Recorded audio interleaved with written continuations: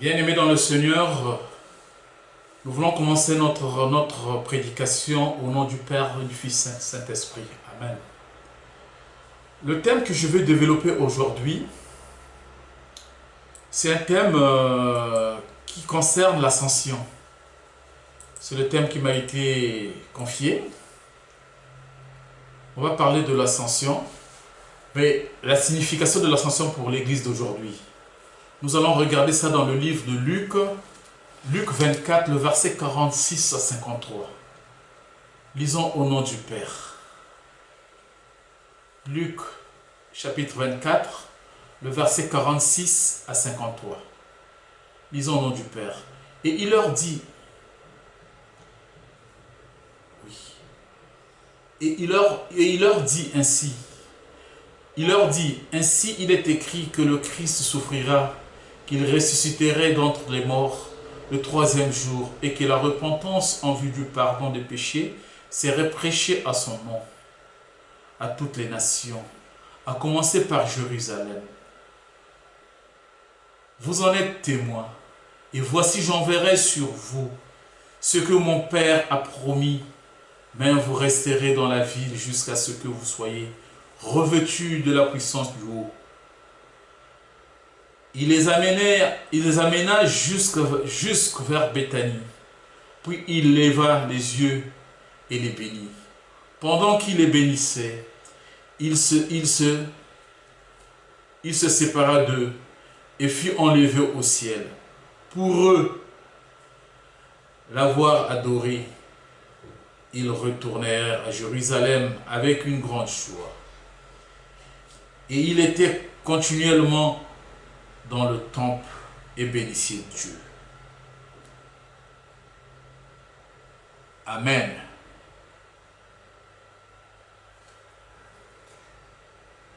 Prions Dieu. Dieu Tout-Puissant, éternel de bonté, nous te louons, nous te bénissons, Papa. Nous voulons te rendre grâce à cette journée d'ascension que tu nous as accordée. Merci, Seigneur, de nous avoir gardés. Seigneur, tu as choisi que nous soyons les témoins pour cette journée. C'est pour la gloire de ton nom que nous sommes réunis, Seigneur. Que cette parole qui sort de ma bouche, qui n'est qu'un canal par lequel tu es en train d'utiliser, afin que ta parole puisse atteindre ton peuple, Seigneur. Prépare le corps de ton peuple. Prépare ce cœur, Seigneur, pour que cette parole puisse avoir une place prépondérante dans notre vie, Seigneur. Et que cette parole nous accompagne durant le reste de notre vie sur terre, avant que nous soyons là où tu nous avais promis, Seigneur. Parce que tu ne nous as pas laissés seuls, tu nous as laissés avec le Saint-Esprit qui nous guide, Seigneur. Bénis cette science par le nom puissant de ton Fils Jésus-Christ. Amen. Nous allons voir que fait-on pendant l'ascension. C'est ça la question. Disons que c'est une fête plutôt engageante pour les chrétiens, à la lumière de la finale de l'évangile selon Luc.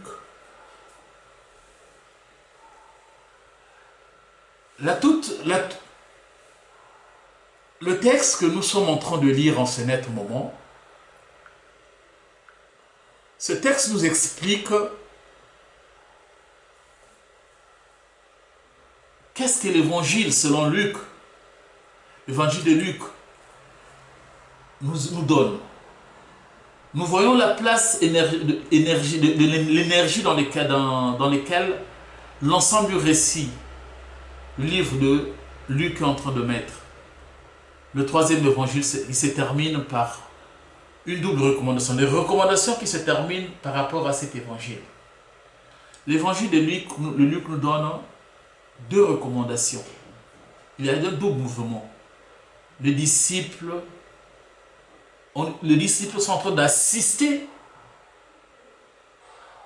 quand Jésus est en train de monter au ciel. Mais les disciples ne vont pas rester inertes. Les disciples de leur côté vont recevoir aussi une recommandation. Quelle est la recommandation? Selon voie, les disciples doivent aller dans toutes les nations pour proclamer le nom de Jésus-Christ. C'est une mission. Donc dans l'ascension, nous avons deux mouvements. Le premier mouvement, c'est l'ascension. Donc Jésus qui va au ciel. Deuxième mouvement, c'est celui-là que les disciples vont avoir. Ils vont aller vers toutes les nations pour proclamer le nom de la bonne nouvelle. Proclamer le nom de Jésus-Christ. L'ascension de Jésus est absolument essentielle pour notre vie quotidienne. Pour nous les chrétiens, en effet, Jésus est monté au ciel pour donner. Quelle est la mission? Pourquoi il est monté au ciel? S'il est monté au ciel, c'est pour donner une nouvelle langue à nous, à notre existence sur terre. Il est allé pour nous. C'est pour que nous ayons une nouvelle force qui nous permettra d'aller vers ces nations-là. Si notre vie sur terre a un sens aujourd'hui, c'est parce que Jésus, lui, il n'est plus. Il n'est plus avec nous. C'est là où notre vie a un sens sur terre. Il est monté au ciel et il est à la droite du Père. Nous savons tous. Pour qu'il puisse régner, ce n'est pas pour qu'il puisse rester juste un petit moment. Non, il est allé pour régner éternellement auprès du Père. Le mouvement de Jésus vers le ciel produit dans notre vie un mouvement vers une mission précise. Quand Jésus s'en va, il nous laisse une mission bien déterminée vers une tâche extraordinaire qui nous a été confiée en tant que disciples de Dieu. C'est ça, ce que nous devons retenir. Nous ne sommes pas là pour rien. Quand aujourd'hui, nous savons que Jésus est parti. Mais toi, de ton côté, quelle est la mission qu'il t'a laissée? Parce que Jésus ne peut pas nous laisser comme ça. Il ne peut pas dire, oh, écoutez, moi je m'en vais rester là, tourner en rond. Non. Jésus nous a laissé une mission bien déterminée. Mais la question, c'est de savoir. Il faudrait qu'on essaie de regarder cette mission. Cet élan est soutenu par 4 forces. Il faudrait avoir 4 forces. C'est soutenu par 4 forces qui nous unissent. Pour nous pousser vers l'avant. Nous avons une direction précise. Voilà la première, une nouvelle mission. La première force. Avant son ascension, Jésus donne une nouvelle mission à ses disciples. Jésus va donner une nouvelle mission. Nous allons regarder dans Luc 24, le verset 48. Luc 24, le verset 48, Jésus nous dit ceci. Vous êtes les témoins de cet événement. Jésus est en train de monter. Les disciples sont là en train d'assister. Jésus va dire, vous êtes les témoins de cet événement. Chers frères et sœurs, nous sommes témoins des événements. Tout le bouleversement que le monde est en train de subir aujourd'hui là, nous sommes témoins de ces événements. On parle aujourd'hui du coronavirus. Nous sommes témoins de cet événement. De quel événement Jésus est en train de parler? De la vie de Jésus-Christ, de ses souffrances, de sa résurrection, de son message. Nous sommes témoins de cet événement. De quel événement Jésus parle dans la Bible? Jésus est en train de parler de sa vie sur terre, durant la période qu'il a vécue sur terre, de ses souffrances, ses angoisses, tout ce qu'il a subi sur la route de Golgotha, de sa résurrection et de son message. Certes, les premiers disciples, en particulier les apôtres, ils ont joué un rôle unique dans l'histoire. Eux seuls ont vu Jésus. Les apôtres ont été avec Jésus. Ils ont vu Jésus ressusciter en chair et en os. Ils ont vu Jésus ressusciter en chair et en os. Pourtant, 2000 ans après, la mission reste pratiquement la même pour les disciples. Nous avons la même mission pour les disciples de Jésus que nous sommes. Le témoignage des apôtres a été inscrit une fois pour toutes dans l'Écriture. Alors, pourquoi est-il besoin de témoigner encore aujourd'hui? Pour déclarer haut et fort. C'est ça la question. Pourquoi il est encore utile de témoigner aujourd'hui? Le témoignage des apôtres est vrai. Ce qu'ils ont écrit dans la Bible a transformé ma vie. Jésus est vivant.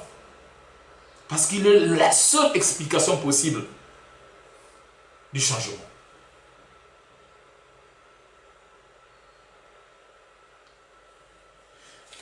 C'est la seule explication possible du changement de vie que j'ai expérimenté.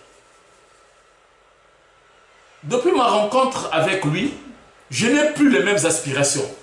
Mes objectifs ont changé. Non. Je ne suis plus autant dominé par des angoisses. Non. Je m'inquiète de rien. Mes relations se sont adoucies. J'arrive à maîtriser ce que j'étais hier. Mon vieux homme, je l'ai abandonné. Mes mauvaises habitudes commencent à disparaître. Et plus jamais, je connais Jésus intimement. Ma relation avec Jésus, comment elle est? Comment elle est ta relation avec Jésus, mon frère et ma soeur? Comment est votre relation avec Jésus?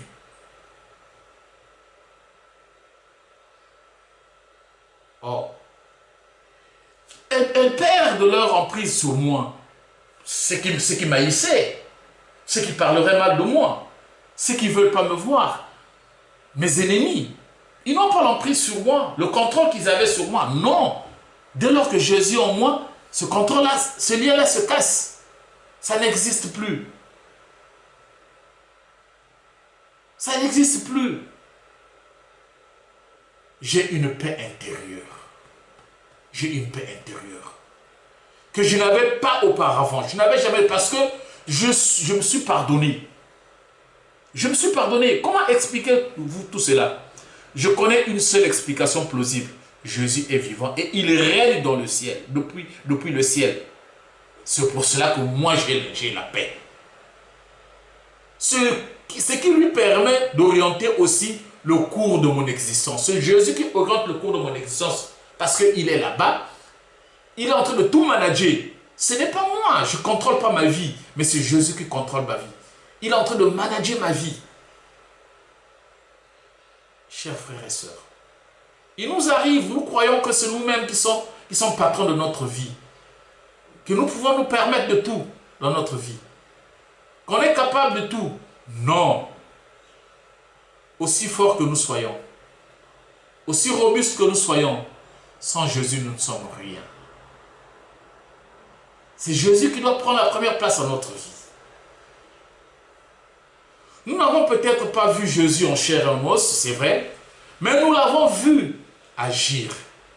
Jésus, les apôtres ont eu cette grâce d'être avec Jésus en chair et en os. Toi et moi, nous n'avons pas été avec Jésus en chair et en os. Mais nous l'avons vu. Il agit dans notre vie. Il agit en nous. Un témoin, c'est tout simplement quelqu'un qui a vu et qui dit. Quand tu as vu ce que Dieu a opéré dans ta vie, tu peux dire, tu peux témoigner. Tu deviens témoin. C'est la plus belle des missions. En effet, cette mission nous oblige à nous rappeler constamment ce que Jésus a fait pour nous. C'est la mission. Lorsque nous osons parler, nous revivons la joie de notre première rencontre avec lui. Oh, notre première rencontre avec Jésus. La rencontre de l'époux avec son église. Qu'est-ce que Jésus a apporté dans ta vie? Le jour que tu te rencontres avec Jésus, quels sont les impacts que Jésus a laissés dans ta vie? C'est ça la vraie question que nous devons poser en tant que chrétiens. Notre vie avec Jésus-Christ, la relation avec Jésus-Christ, comment elle est? Voilà la vraie question. Nous allons regarder la deuxième force. C'est un nouveau message.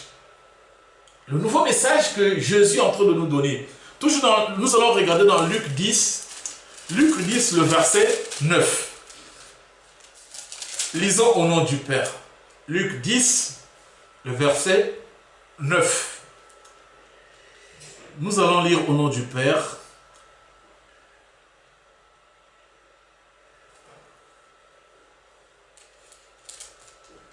Luc 10, le verset 9.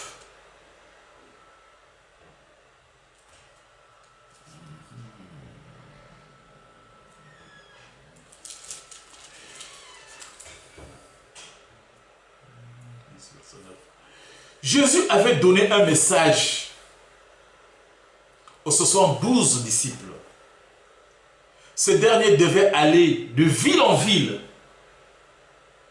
et dire, le royaume des cieux est proche de vous. Le royaume de Dieu, le royaume de Dieu s'est approché de vous. Voilà le message, la recommandation, le message que les disciples devaient apporter. Ils ne devaient pas aller raconter de leur vie, mais ils devaient sensibiliser la population. Le royaume de Dieu est proche de vous. Mon frère, ma soeur, ça c'est une mission. Mais juste avant l'ascension, le message que Jésus confie aux disciples change quelque peu. Il dit, il est du moins formulé autrement.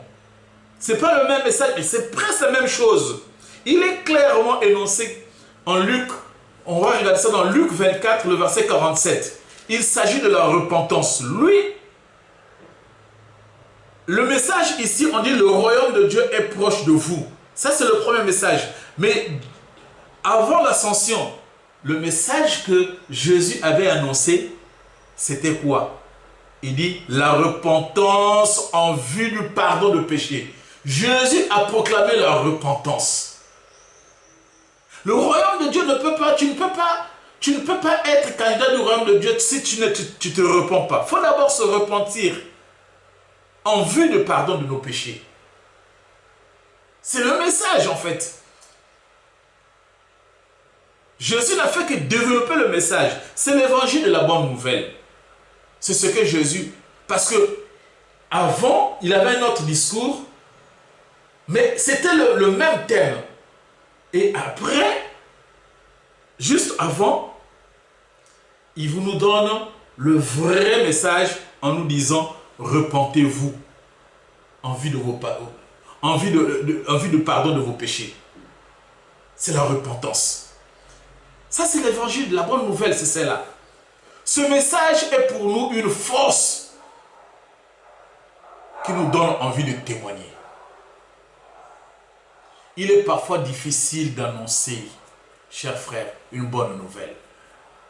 Il est difficile d'annoncer une mauvaise, pardon, pas une bonne, mais une mauvaise. Il est difficile d'annoncer une mauvaise nouvelle. Je vous prends un exemple.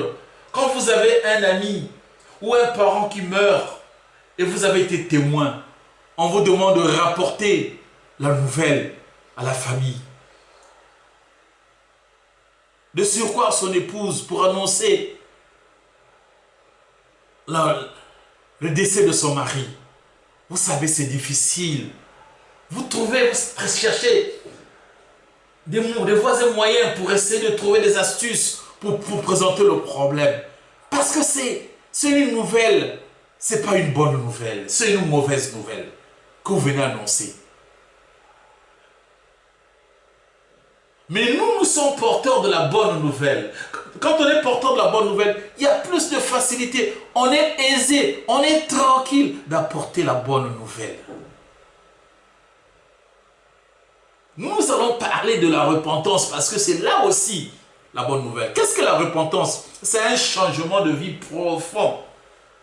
C'est un changement de vie profond. Se repentir, se reconnaître son péché avec tristesse.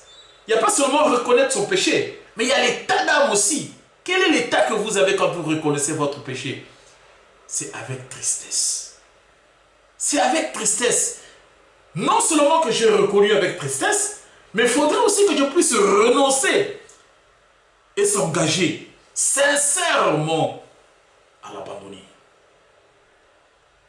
Et suivre Christ. Cela demande un virage à 180 degrés. Pas à 90, parce qu'à 90, vous pouvez repartir. Faites ça à 190 degrés. Plus jamais je reviendrai. 180 degrés. Chers frères et sœurs, parfois nous sommes coupables d'annoncer plutôt un évangile sucré, bonbon. Comme dans notre église, vous venez, on vous dit de ça, Jésus t'aime. Jésus t'aime. Et il veut régler tous vos problèmes. Tu veux l'accepter? Voilà le discours. Les gens pensent que c'est ça l'évangile. Nous oublions alors qu'il faut d'abord se repentir.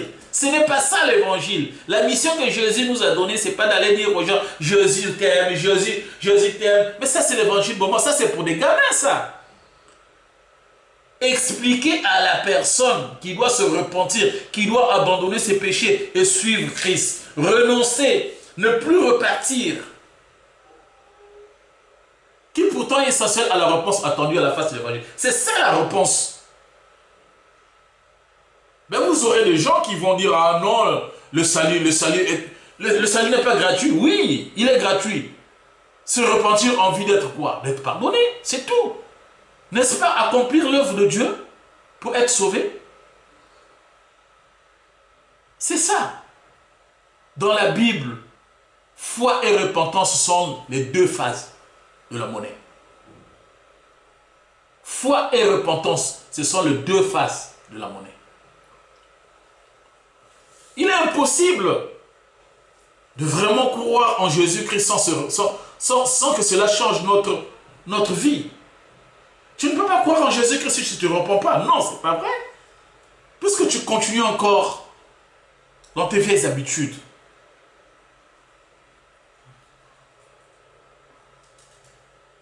C'est la raison pour laquelle Jésus peut résumer l'appel de l'évangile par la repentance. L'appel de l'évangile, c'est une repentance. La bonne nouvelle est un appel à la repentance. Chers frères et sœurs, à se détourner de son ancienne façon de vivre, ses vieilles habitudes, et marcher d'une nouvelle manière avec Jésus-Christ. Nous devons marcher avec Jésus-Christ. Et marcher avec Jésus-Christ, c'est la raison pour laquelle Jésus peut résumer cet appel à repentance. C'est tout. Nous devons abandonner nos vieilles habitudes. Il y a un cantique qui dit, entre tes mains, j'abandonne tout. Abandonnons tout ce qui est pour nous, ce que nous croyons être une richesse, que nous protégeons. Nous devons abandonner tout ça entre les mains de Jésus-Christ. Nous allons regarder la troisième force de nouvelles ressources. Je vois au moins quatre nouvelles ressources que je suis en train de voir dans le texte, quand j'essaie de lire le texte de Luc. Il y a l'arrivage de la vague de Dieu. Là, on va essayer de regarder ça dans Luc 46, le verset 47. Luc 24, le verset 46 à 47. Luc 24, le verset 46. Luc 24, le verset 46. 46, Luc 24, 46 à 47. Lisons au nom du Père. Il leur dit, il est écrit que le Christ souffrirait et qu'il ressusciterait d'entre les morts le troisième jour, et que la repentance en vue du pardon des péchés serait prêchée en son nom à toutes les nations, à commencer par Jérusalem. Jésus affirme que l'histoire a une trajectoire divine. Elle progresse dans une direction précise. Une direction précise, bien déterminée.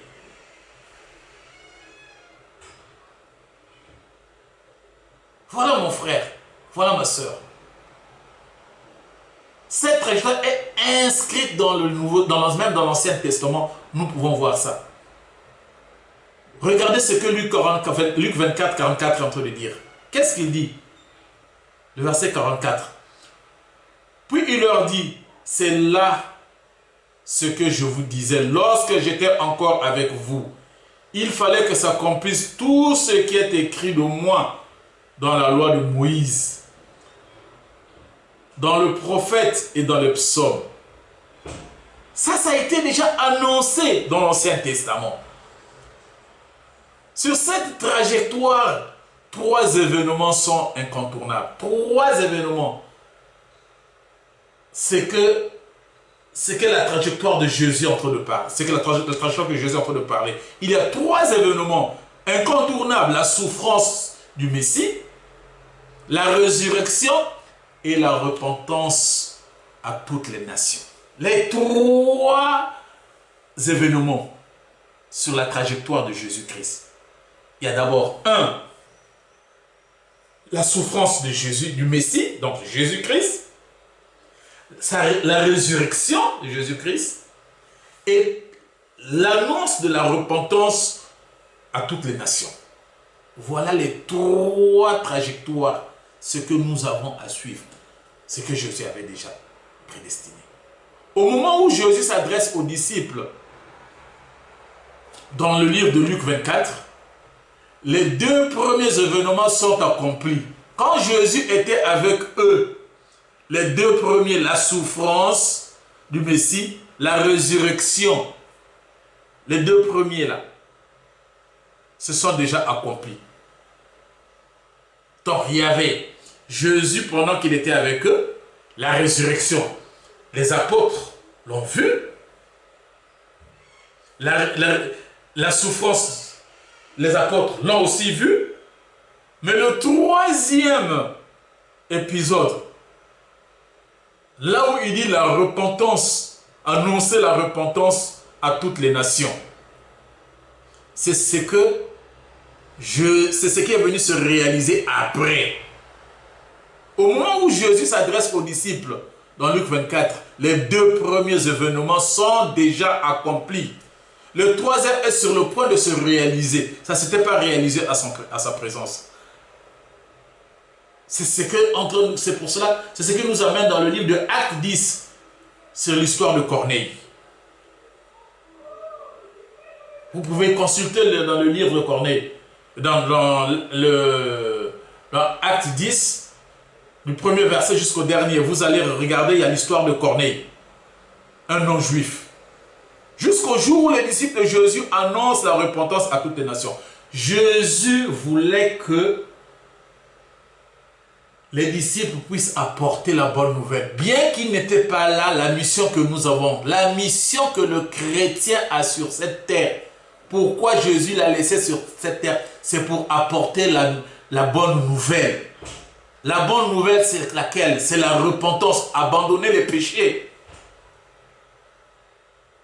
Abandonner les péchés. Demander pardon. C'est ça.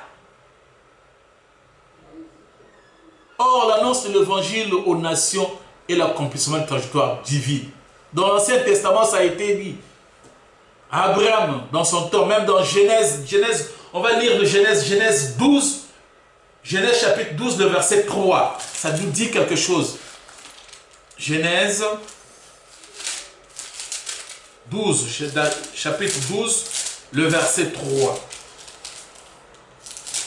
Lisons au nom du Père. Je bénis ceux qui te béniront. Je maudis celui qui te maudira. Toutes les familles de la terre seront bénies en toi. Toutes les familles de la terre seront bénies en toi. Par la bouche du prophète Ésaïe aussi, Dieu a parlé. Nous allons regarder ça toujours dans Ésaïe 49, le verset 6. J'établis pour être la lumière de la nation, pour être la lumière de la nation, pour que mon salut soit manifeste jusqu'aux extrémités de la terre. Voilà. Abraham en a parlé. Ésaïe aussi en a parlé. Quel événement historique a rendu possible l'accomplissement de ces prophéties? C'est l'ascension de Christ. C'est l'ascension de Christ. Et son couronnement au-dessus de tout l'univers et de toutes les nations. L'ascension de Christ a rendu possible cet événement.